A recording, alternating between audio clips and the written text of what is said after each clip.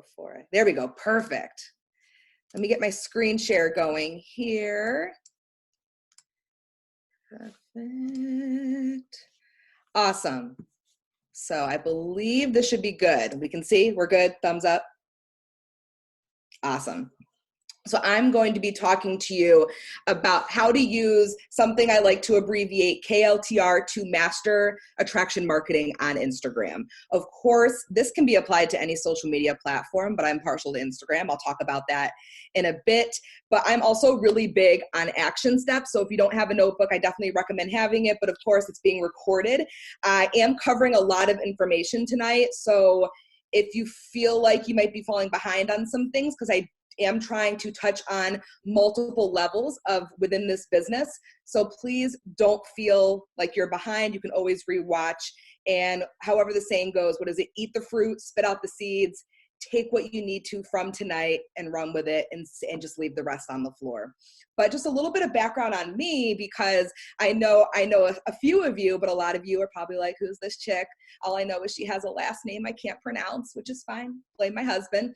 But my background, I started in marketing, in events and website management back in 2006 for a lot of Disney stars. I did a lot of things for the High School Musical tour and the High School Musical 3 movie launch. So any of my fellow millennials, what a good time that was. And that's where I got a lot of my background in marketing as a whole, because companies wanted teenagers that knew how to work things on a computer. So I started network marketing as a junior in college with Beachbody. So I've been in the organization since 2011. I've got an elusive 5-digit coach ID. So anyone who's been in a long time with me, hello, I see you. And I worked my business while finishing up college, as well as when I started to go into the workforce. But the biggest thing for me was I experienced this major disconnect. That's yours.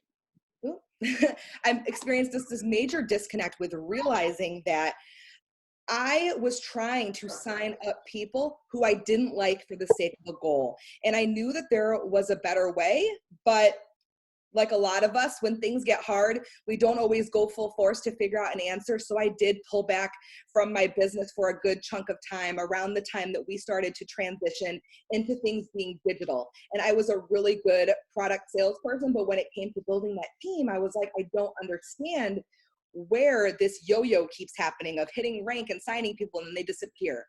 And I didn't realize where solving that was going to come into place for me until I found myself in a predicament that no parent should ever experience. My daughter, who was 3 at the time, was healthy one day and about to pass away from sepsis the next. And we were in for a 436-day hospital stay while she fought for her life and waited for a bone marrow transplant.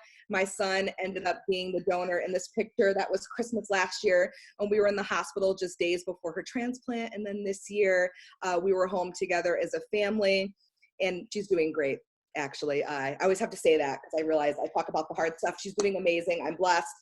And I had a lot of time sitting and waiting. We didn't have any answers. We still don't have that many about her condition and what the future holds for her. We're just taking it day by day. But while I sat in the hospital, I prayed every night, and I'm not a prayer. I just said, you know, whoever is out there, if you can help her pull through this, I will do whatever it takes to be the mom that she needs me to be. Just give me a sign, because I was working 3 jobs, upwards of 60 hours a week to pay the bills. But when you experience something like that with your child, you realize that the hustle to keep the lights on isn't what you're meant to be doing.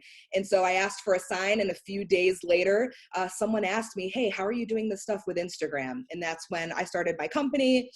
We now are a team of 5 and growing, and we did over, $275,000 of revenue in 2019, which I'm used to making $30,000 in a year. So it's been a mind-blowing experience, and I'm just so grateful for all the people I've met and honored to be here with you tonight to give you some actionable steps that you can apply towards your business right now. So let's get into the goods. Instagram, and the reason why I'm so passionate about it, especially with all of my months and years now of research, is just realizing that people are making purchasing decisions more than ever on social media, and primarily Instagram, and they're seeking for what you offer. They're seeking for that way to belong to something bigger than themselves, even if they don't realize this. And of course, I'm primarily speaking to women who are connecting with women. Men are looking for something a little different sometimes, but women want to belong and we want to be a part of something. And with Instagram always updating with so many touch points and different avenues to share content, we're keeping people on the platform longer. And what that means is you have better visibility on Instagram than any other platform. And the best part is it's free. I don't recommend boosting or doing anything on Instagram, especially as a solopreneur. There's just so many ways that you can do it for free. But with that being said, with people being able to see you in such a close capacity, trust is built on Instagram faster than any other platform. And before someone can invest in you, they need to trust you. And that's part of what we're going to talk about today. But the biggest thing that I always put this down as disclaimer number one is the thing that's costing you time and money in your business is getting caught in vanity metrics. I know, especially in the US, Instagram is doing what they can to remove the importance and the impact that that has with removing likes. But at the end of the day, the likes, the followers, the comments, they don't mean more success in your business. They don't make you any more trustworthy. And again, trust is where people invest. And then more followers, of course, does not mean that you're making any more money than someone else. And the example that I love to talk about is there was this influencer that had over 2 million followers on Instagram, and she wanted to create a t-shirt, a merch line, thinking, hey, I've got this following, let's monetize it. And what ended up happening is she could barely sell 34 shirts to an audience of over 2 million. What goes to show is if you're not connected and if they don't trust you, they will not buy not even a t-shirt. So all of this stuff is really just a distraction that's keeping you from focusing on why you're in this business in the first place. To help other people, yes, but to also make an impact on your income, your family's life, your lifestyle. And I'm all about just bringing awareness to what is keeping you from achieving these goals you're ultimately setting for yourself and your business. I also highlight engagement because that's one of the most common questions I get is we think the missing link of not getting people to sign up or not being able to find people is engagement. And that's entirely not true, because engagement's purpose for a marketer online is to use it as a tool for consistency and building quality relationships. And not just that, but relationships from the ground up. Getting from that knowing you to that point of trusting you and remembering you. It's not supposed to be a measure of the value of your business, the work you're putting in, or the success that you're pulling out of it. It's just one piece of the puzzle when it comes to sustainability and scalability. And I'm just talking about it now because it's easy to make minor adjustments for big payoff. But at the end of the day, if you want people coming to you, asking you how they can work with you, engagement's not the answer for that. It's what I'm going to jump into now, which is KLTR. Love these nice abbreviations, but what that stands for is the know, like, trust, remember customer journey. And customers are going through this. When I say customers, I mean followers, your audience. I use all of these words interchangeably. They mean the same thing for this context. And that is, this is the journey where someone becomes aware of you. They decide that they like you as a person. They decide they like you as a business owner. They follow recommendations that you make to them, and they remember you even outside of social media, which is like where you just aim to be in the level of your relationships with your audience. And the purpose of it is, again, people are going through this journey, whether we like it or not. And I know our goal in this business is to not just sell someone a cup of Energize and say, see you later. It's to have long-term client retention and to have the right people move up with you to join your team and become a business building leader. People start coming to you saying, like, how can I work with you? What are you doing? How can I be a part of it? When you utilize this journey to formulate your Instagram activities, and when you understand it, so that you're conscious of where someone is within the journey at any given time. And of course, the shift that happens when you focus on it, just to give you some examples from my experience with my clients, I had a client this past year who wasn't getting any applications to work with her for 6 months. And then when she became conscious of the customer journey and following the steps and the actionable items I'm going to give you tonight, we got 4 applications right away. Another filled her program during the crazy Black Friday weekend, filled 11 spots and holy competition of trying to get people to buy something on Black Friday, but it can do it when you have those established relationships. And again, I'm all about getting people away from the chase and away from feeling like you have to send a ton of cold messages to be successful, because you can get people that come to you and they don't give you so many objections when you tell them the investment that it is to start their journey with Beachbody and with you.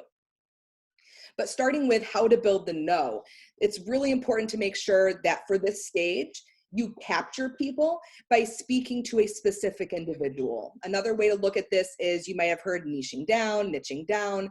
Being specific about who you help and who you're meant to help is how you're going to have content that stops people in their tracks. You know, you might even have someone's profile who you go to and you're like, wow, they totally know the things that I'm thinking, but I'm afraid to say. And there's a very easy way that you can do that. My favorite way is to make sure that your application has questions such as, what are you looking to achieve and why is it so important to achieve it now? Because you take the answers that people give you in these applications, literally copy paste them into your content, and you're going to get people saying right away, wow, you're in my head. And it's like, well, yeah, because that's what you told me. It's a very powerful thing that I recommend you get used to using regularly, whether you use Google Forms or Typeform. Take these responses. This is what I do. I copy and paste them into a categorized note in my phone. I have an iPhone. I love the note section. And so when I'm looking to create content on a specific topic, I'll just search for keywords, copy, and turn it directly into content. No need to reinvent the wheel. People tell you what they want to hear. It's just your job to make sure that you put it out there. So as an example, in this space, if you're helping people to get back in the clothes that they want to wear and to feel confident, being able to paint the story of like why they want to do it. You know, you're so frustrated because you've already torn up the back of your closet and the buttons on every pair of pants won't snap. So you grab the leggings from the dirty hamper because it's all you have now. I get it. I've been there. Can you see how something like that is more powerful than who's looking to lose 5 or 10 pounds and tone up for the new year, right? Taking their language, using it in your content is how you're stopping people in their tracks and grabbing their attention. And that is, of course, an almost neglected but very important first step. With moving into the like phase, they're all important. I'm going to say that every single time. But when it comes to like, we often think that people have to like us as business owners and as leaders. And yes, that's true. But in order for them to like you as a leader, they have to like you as a person first. This is again, especially like a woman thing, but you know that there's someone who you like them. You've never met them and you're like, I just like this person. There's something about them. You can call it a connection, a vibe, if you want to get into the more woo language. But in order to be able to show people who you are as a person so that they're able to decide if they like you, we have to make sure that our content is being displayed. Oops, someone's unmuted.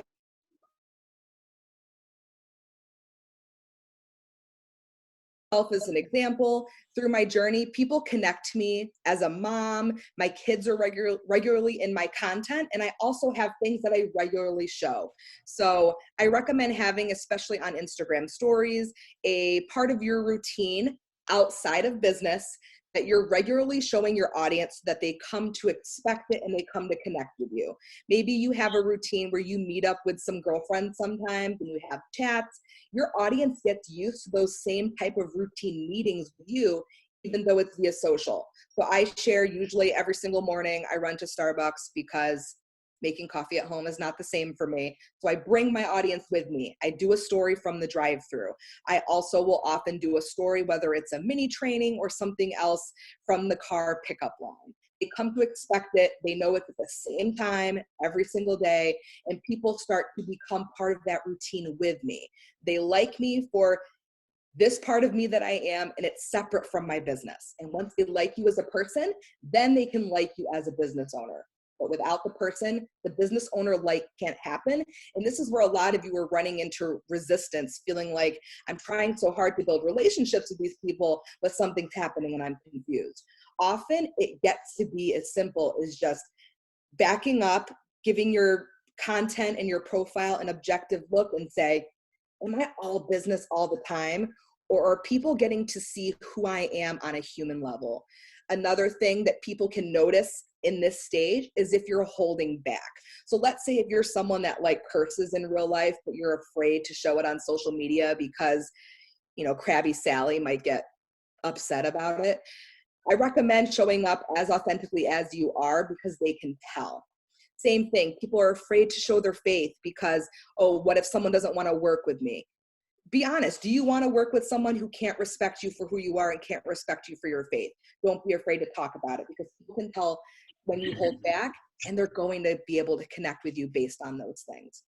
So this action step of just being objective, if you do this and be conscious about it, I guarantee within the next week, you're probably going to get a DM from someone who's getting off the fence because they can really feel who you are. So just another example, think of someone on social who you've never met, but you feel like if you met up with them, you'd be like besties. You know their kids' birthdays, you know their favorite color, all of these little things that we don't realize until we go to their profile and it's like, oh yeah, my friend so-and-so. And then you realize you've never actually met them. So you're not really friends, but it feels like you are. That's the kind of power that your audience can have with you. And once they have that, getting to the trust point is so, so simple. And that's why I have here that getting from no to like can take some time. And a lot of us get impatient, but it's one of the most important foundational pieces because once they're in solid like with you, I often refer to this as it is kind of like a dating relationship, honestly. Because once they get to like, if it's the right person, getting to love is easy. Love meaning trust, if they see you as an expert, an authority, and a leader.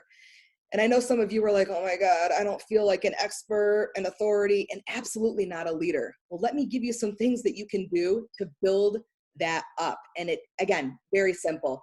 Here are these action items. First one is avoiding stock photos. I know that Beachbody gives us really gorgeous transformations and all of these things, but again, we want to see you. When we make an investment, especially via a social media channel where we're not in the store and taking something physically home, we're making an investment in you. And that's what we want to see. So when we hide behind stock photos, we're hindering the development of this relationship into trust. Number two is taking content. Of course, no ideas are original, but it's really important to make sure that you're taking something that you're learning, whether it be from one of the trainers or from one of the trainings you receive, make it your own, put your spin on it, and then put it out into the world. Because people can feel when you're on stories and maybe you're doing a training and you're talking about something and you haven't even tried to make it yours. It feels like you're just reading off a teleprompter. And again, that's going to affect their ability to see you as that expert and trust you. So of course, just take something. How can you make it fit you, your personality? Maybe you're changing up the language, then put it out on social. And then number three, the most important one is keeping your blinders on and not worry about what other people are doing. I know it's so easy to see what the top coaches are doing and to say, wow, to be like them, I have to do what they're doing.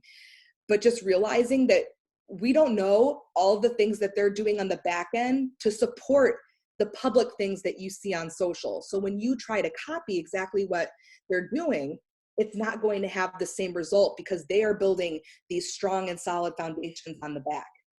So keeping your blinders on and remembering that what works for someone else won't necessarily work for you, and your audience doesn't care about the shine and the bling. They just want to see you show up as you are because that's all they want. They just want you to be 2 steps ahead of them so that you can look back and help them avoid the potholes that maybe you fell in, and now you can help them out.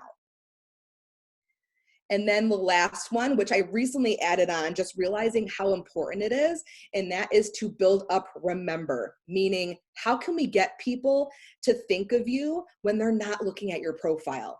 When they see something on social that makes them think of you, or when they think of you outside of social media, which is amazing for referrals, right? Because in this business, if you can get a good system of referrals going, that's an amazing way to expand your network. Because when people say about, getting more followers, and again, all of these things isn't important. Popularity isn't important, it's impact that is. But having a good referral network can 100% get you there. So 3 action steps that can really help you solidify this step in your customer journey is Giving without expectation. And the way that I recommend doing this is to do like mini trainings on Instagram stories or live or IGTV at least 3 times a week. And this doesn't have to be groundbreaking things, and it actually doesn't always have to do with business. Like if you know some hack to get like stacked coupons at Kohl's, I'm going to freak out and I'm going to watch that. So think of some things that you can do to give without expecting anything, just for the sake of doing it. Some can be business related, some cannot. If you are big on nutrition, do you have a meal prep tip of the day that you can give us? I used to do daily Instagram tips of the day from the hospital, and that was a theme. And so people came to expect it. And I did it before I even had an offer to give to my audience. And that's how I was able to get them to that point in the customer journey of trust and remembering me. The second tip I have is to come up with creative ways for people to tag you. I know we do this a lot within our teams, and that's cool, but you're building a community within your audience on social. So let's think of ways that they can tag you. I'm sure you have your mind spinning with all kinds of ideas, but let's say, I've seen some of those water challenges and things about like, check out this book and tag me when you get it because you recommended the book. That way, when they tag you, you share their tag back on your stories. They love getting a shout out. Your audience appreciates that so much. And then they might even reshare it again. And now their audience is getting to see you multiple times. And eventually their audience is going to get curious and want to check you out as well. So as often as you can do that, the better, especially leading up to when you're going to start enrolling in your next challenge group.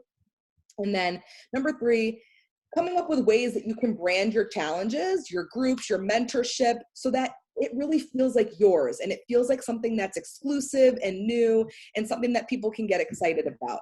Of course, again, make it something that you're into. Don't feel like you just have to stick some shiny title on it just because I said so. Just make it fun. It doesn't have to be super clever. Like my challenge that I do multiple times a year is the Stop Behavioral Challenge. It's just no one else is doing something super similar. I put the name on it, and I might even give special themes. So I've done Stop Behavioral Challenge, the Business Builder Edition. So you could do things like that too to correlate with different programs or different levels of mentorship. If you want to have like a beginner and a more advanced entrepreneur-minded mentorship, get creative. The sky's the limit there. But people are going to start to remember your title for what you give these things and remember you. If you're super creative and catchy, I want you to help me come up with ideas because it's not always my strong suit, but that's where you guys can lean on each other as well and help each other come up with some ideas, right? Because we're all abundant here and we're all serving different audiences, even if we're partnered with the same company. But of course, kind of getting to the sexy part of all this is working on how to convert these followers into loyal customers. And I'm going to give you some action items for this as well. But now that you have people watching what you do, some of you that have been in this business for a while is you have people that are watching you for years. They might have even have said no when you've invited them, maybe multiple times in the past, but they're still watching you. And you're like, what's going on? I call those people curious fence sitters, and we've all got them. And it's not a terrible thing, even though it's frustrating at times. How I like to look at it is these people are going to sit there and keep watching you because they're somewhere in the middle of this customer journey and they're hung up on one spot. And that's why I wanted to bring your attention to the different steps so that we can continue to move the right people along to get to trust and remember.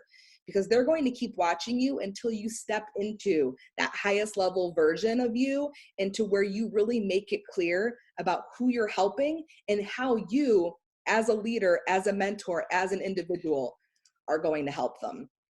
So 3 action items about how you can attract these people without necessarily inviting first.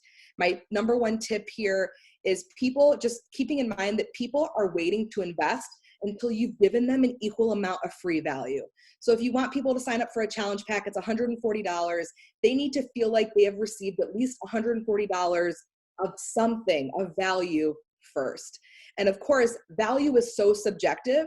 This is why, going back to that earlier slide, giving without expectations, because over delivering is how you're going to get to that point where not only people are coming to you, but when you tell them the investment, they're like, okay, cool, go ahead and send the sharer card. they're not going to be worried about it because they already feel like you've given so much to them that them now giving to you is a no-brainer. Number two is to make sure that we're always clearly communicating the next steps to work with you. Because if we're super vague about, oh my God, join my group, but if they don't know exactly how to do it, squirrel brain kicks in and we get distracted, even if it's something we're actually interested in. So if there's an application, tell us where to fill it out. From there, tell us when we're going to hear from you. Is it selective? Is it open? Communicating the next touch point, especially if you're in the DMs, if you've sent the share a cart, tell them, hey, I'm going to check in with you tomorrow night around 5 to make sure you got the email okay. They have to know when each next touch point will be, other than that squirrel brain, and you're going to get back into that hamster wheel of chasing. And then number 3, this one is super important. And if you start doing this, authority, trust, everything will be skyrocket. And that is social proof products aside. And when I say that, I mean asking your customers to either write or record just a quick 1-minute testimonial video for you, sharing what it's like to work with you and how you facilitated a change within them. I know we often think that we have to show that the products work. The products are amazing. We know the products work. That all speaks for themselves. Where we need to show the value is in you as the leader, you standing out, because again, we want to show why someone should work with you rather than Sally Sue down the street who's selling the same thing.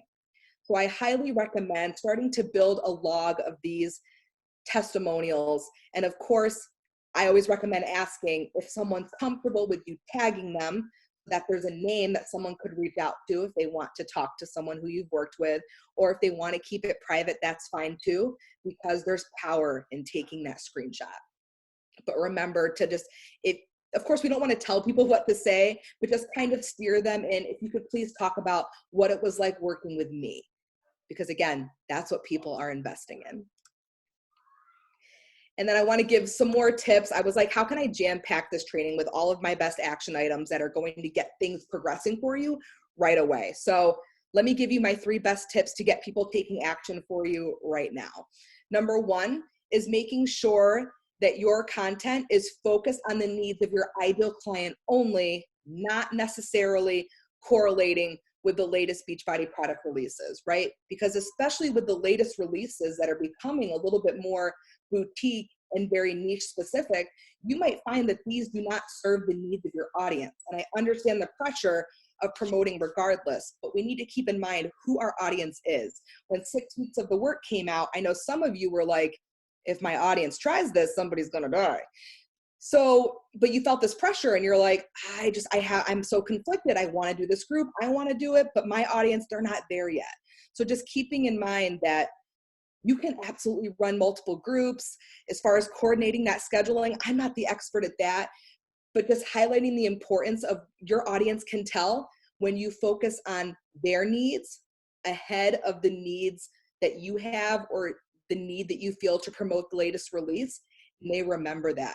So when they say, wow, she could have sold me on this because that was the promo or the bonus or whatever it might be, but she recommended what she knew what was best for me, have mad respect for her because she's looking out for me. So not feeling that pressure is how you're going to really build that community of loyal people. Again, for sustainability and scalability, people who are going to be with you in your community for the long haul. So the action item here is to make sure, if you're not clear about this, I would make this a homework assignment to be really clear about who you want to help and that result that you want people to provide. And then arguably the most important thing is, why should they work with you? What uniqueness, what skill, what passion are you bringing to the table that's going to support them in facilitating that transformation? Number 2, I love talking about this one because this is something that when people change, they literally notice the difference in how their audience responds right away. And that is recognizing when you're creating content that is self-serving versus client-serving. I know we feel this pull sometimes to talk about that we're looking for 10 people, and this is what our goal is. It's our 30th birthday. I want to sign 30 people. But keeping in mind that our audience, even if they like us and trust us, at the end of the day, they don't care about what we want. They just want to know what's in it for them. So when you switch your language to talk about how you're so excited to help them achieve this, and when you use language like us and we in your posts instead of things like I and me, and talking about you all the time, they're going to feel like they're a part of that conversation with you. So how I like to look at it this way is, especially in your feed, 90% of that should be client serving. So if you're about to post, this is kind of how I like to gauge, because I know it's hard to tell sometimes. So try to be as objective as possible. Before you post your caption, say, is my audience going to say, good for you, and keep scrolling? Or are they going to say something like, oh my God, I can use that. That helped me. I can run with that. I see value in that.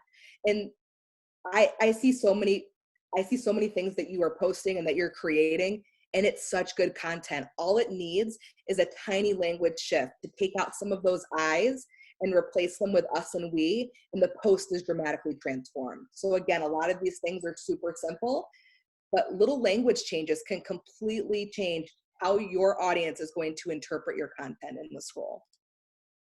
And then number 3, highlighting this again because it's so important to have a super clear call to action with next steps. Because if you're using language like, let me know if you're interested, or if you're interested, go check it out, that passive language is hurting your authority, and you're giving people permission to take an easy out on themselves. And I know in a subject like health and fitness, it's really hard to not want to be a hard ass and be super direct. But being direct is how you're going to help people actually follow through. And again, it goes back to that trust and respect that they're going to have for you.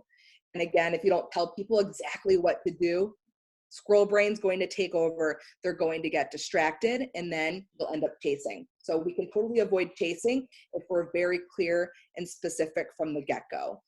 Being very authoritative as well in your call to action, I recommend, can get people who are serious about getting started right now and just need that loving nudge off the edge, is saying something like, you know what, I know you've been on the fence for weeks. You keep clicking the link, looking at the application, but not filling it through. So go to the link in my bio, fill it out for real this time, and I'm going to reach out to you this week. You can write that. You can also say it in your stories. And can you just feel the elevation of that confidence, as opposed to, if you're interested, go and check it out, right? Passive does not have a place here, especially when you're looking to change lives and make the impact that you are. So I know that was a lot, but I was trying to be super conscious of your time here as well. And I know there's a lot of comments I have to look at, but again, I know that this is a lot. Take what you can, leave the rest. And this does just barely scratch the surface, but I want you just to take action on these small pieces at a time, keeping in mind that with all of this, consistency is the key for long-term success.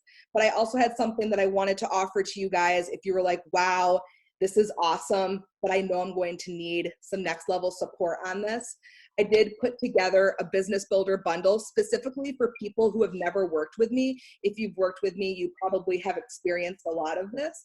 But I put my 5 best trainings and paired it with my best-selling course of how to launch and fill challenge groups using Instagram stories, and put it all together in one place so that you can take all of these tools, which are next level, because this was just the beginning, and start applying it to your business. So the link is a bit.ly. I know we all know bit.ly. So I have a special that I'm doing for the trainings. So if you have any questions about this, or if it's a good fit for you, you know, I'll tell it to you straight if it's something that's going to help you with what you're looking to do or not. But if we're not friends on Instagram, I do trainings, mini trainings, and lives all the time. I would love to see you there. And that is what I have for you. I didn't know, Alyssa, if you wanted to have some time for like Q&A or anything. So I wanted to make sure that we had that available as well. Hey girl, you are amazing. Amazing. We have like a thread where we like plan everything and it is going off. I can't thank you enough. We can definitely open up for some questions. Also, guys, I just want to give you like another plug. She has a great podcast called Stop the Hey Girl Message Podcast that is full of incredible content as well. I always forget to talk about it, so I appreciate you bringing it up. Yeah, it's great. So I know I'm getting a lot of people asking where they get some more of your content. Obviously, you've got your awesome package too, but I just want to make sure they can just like start following you, because literally everything you teach here is exactly, they could see it just in your page and what you do. So incredible. Let me see if there's any questions here. Let me go through the chat. If you guys have any questions, we can take a couple minutes for questions. Otherwise, we're going to wrap up. Okay, you mentioned not using stock photos. What do you suggest if you don't have personal photos that show a big transformation? I would think about, again, like what you're helping people do. Because I think a lot of coaches don't realize that they're like helping people with mindset, routines, and scheduling. And for that especially, you don't need these massive transformations. If you are someone that helps people with a massive weight loss, I would also recommend, if you want to show transformation photos and maybe you don't have one that you either feel like sharing or you feel is impactful enough, ask your customers if you can share theirs. I know a lot of people are game if you just like cut their face off. And some people are like, please share them because you changed my life and I want you to be able to tell people about it. I think that's the biggest thing, of making sure that when we're showing transformation photos, have it be the ones that you're facilitating, because people want to know, again, they're investing in you. What are you helping people do? And you might even realize that what you're helping people do is so much more than just a physical change. And when you ask someone for a video, like, you're probably going to cry when you realize just how much you're changing someone's life, and it's not always a physical representation. Awesome, thanks. Okay, so the other question is, filling out a form, commenting, or sending a DM a better reply from clients? Does it matter? I think that having like a form is great. I like to look at it this way. Having a form or an application is nice if you are having a day where you just can't be in the DMs. Because if you're going back and forth and you can't be available, that could take days. Whereas if you just have the application, they can fill it out and you can have all those answers in front of you. If I'm in the DMs and I'm active and they're online, I'll go through the questions I'd ask in my application and just interact in voice memos and can get the same thing accomplished. So it really depends on your business schedule, where your power hours and pockets fit in, and what makes the most sense. Okay, how do you create a balance between inviting and creating a relationship with someone? Ooh, I like to look at it this way. Things change, just looking in specifically my relationships in business, when I focused more on only working with people who I really vibe with. So if I really like someone and I'm like, I know I can help them, I have no problem saying, you told me you want this, I can help you do it. Do you want to do it? Like, it's just very chill, very casual. But when we're inviting someone who we just don't have that vibe with and we're doing it just for the sake of the goal, I think that's where the ickiness and the being inauthentic comes up. And that's where we feel that resentment sometimes. So just being considerate of where they are in the journey, and are you inviting them because you know that you can change their life, or is it just, I just feel like I need to invite? And sometimes it could just be an extra little DM question to know, are they someone I can help or not? Yeah, I think that is so good, because you guys, like, time is the most valuable thing you have. So, invite people that you're vibing with, right? Because you could be with them for 5, 6, 7 years. All right, I want to ask one more. Let's see here. Let's see. If your IG following is more than your followers, how do you suggest getting rid of the following? I wouldn't worry too much about that, because I will say what people have done is they've gone through and started unfollowing some people that they're following, but they do it very quickly. And Instagram has put blocks on their account from doing an activity too fast. So if you're like, dang, I really want to get this number down over time, I would unfollow like 3 people a day max. Keep it low, because you don't want anything to be set off thinking that you're a bot. All right, those were a really, really amazing tips. I can't thank you enough for kicking off one of our calls for 2020. I just love everything that you had to say, and we're Thank just so you. honored that you were here. You're a serious fire girl, and I'm so happy that you found your passion and Thank that you you so much. really followed your heart, because look at you sharing all of it with us. So again, thank you so much. You guys, if you guys can do me a favor and go to her page, Kayla, Ybanez, and go to her page, Hey Girl Challenge. Give her some love on her page. If you guys want to screenshot this right now that you guys are on this call, go please, as your call of action, go blow up Kayla for giving her time for us this evening. We can't thank you enough, girl. Thanks so much again for everything. Thanks We so much, guys. Kill it this year. Amazing, amazing. All right, guys. I'll catch you guys all next week. Thanks again. Thanks again, Kayla.